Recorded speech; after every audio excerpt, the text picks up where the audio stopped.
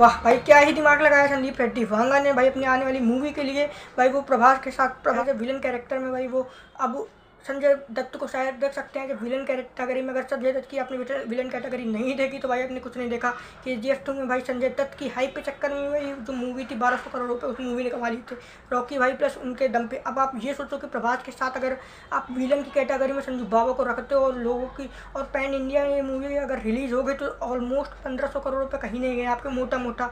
भाई टाइम पे भाई अगर अभिषेक बच्चन को भी रखोगे तो ठीक है, लेकिन इस टाइम पे सबसे ज़्यादा जो हाइप चल रही है एज अ विलन कैटेगरी में भाई वो संजू बाबा की चल रही है। और अगर स्टोरी कुछ यूनिक, भाई मैं बात कर रहा हूँ भाई स्प्लिट मूवी की, संदीप रेड्डी वांगा की आने वाली मूवी।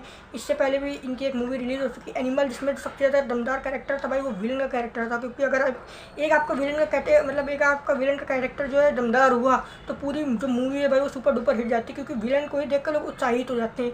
यही हाल भाई अपने संजय दत्त का है।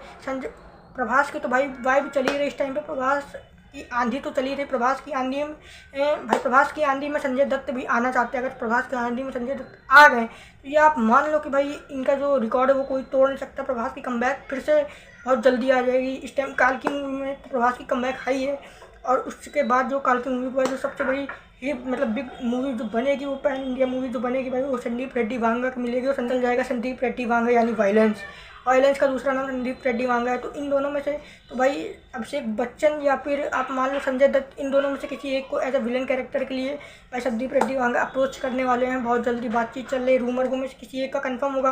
अगर अभिषेक बच्चन का कैरेक्टर अगर कंफर्म हुआ तो भाई मतलब इतनी हाइप नहीं रहेगी। लेकिन अगर आप ये मानो संजय दत्त का कैरेक्टर इंट्रोड्यूस हुआ और संजय दत्त को उस तरीके का रोल मिल गया है स्प्लिट मूवी में, और उनके साथ साथ अगर सामने प्रभास हुए तो भाई आप वो सारी चीज़ मतलब वो सारे अनएक्सपेक्टेड चीज़ें आप रियलाइज़ नहीं कर पाओगे।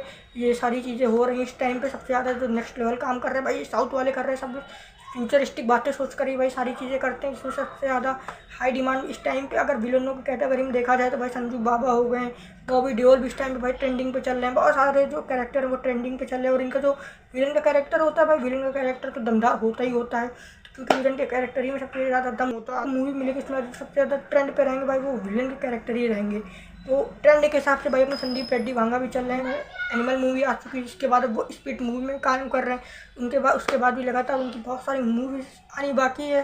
तो अगर कंफर्म हो गया भाई संजू बाबा का तो भाई आप मान लो कि पैन इंडिया में ऐसा रिकॉर्ड कोई तोड़ नहीं सकता। और हम लोगों को थिएटरों में भाई प्रभास और संजय दत्त को लड़ने से कोई रोक नहीं सकता।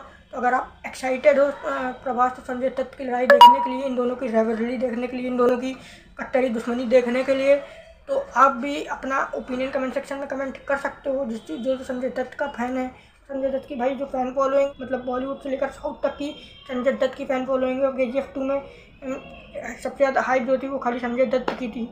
तो आप संजय दत्त को भी कभी हल्के में नहीं ले सकते हो। उनकी जो पर्सनैलिटी सबसे ज़्यादा है भाई, जो उनकी पर्सनैलिटी संजू बाबा के नाम से। और जब संजू बाबा थिएटरों में आते हैं जब विलन कैरेक्टर, तो आप सोच भी नहीं सकते किस तरीके का माहौल बना के जाते हैं। तो अगर माहौल में आपको गर्मी चाहिए तो संजय दत्त को लाना पड़ेगा। तो आई होप आपको वीडियो अच्छी लगी तो आपको लाइक करो, सब्सक्राइब करो, चैनल को फॉलो कर सकते हो। मिलते हैं नेक्स्ट वीडियो में। Thank you so much for watching.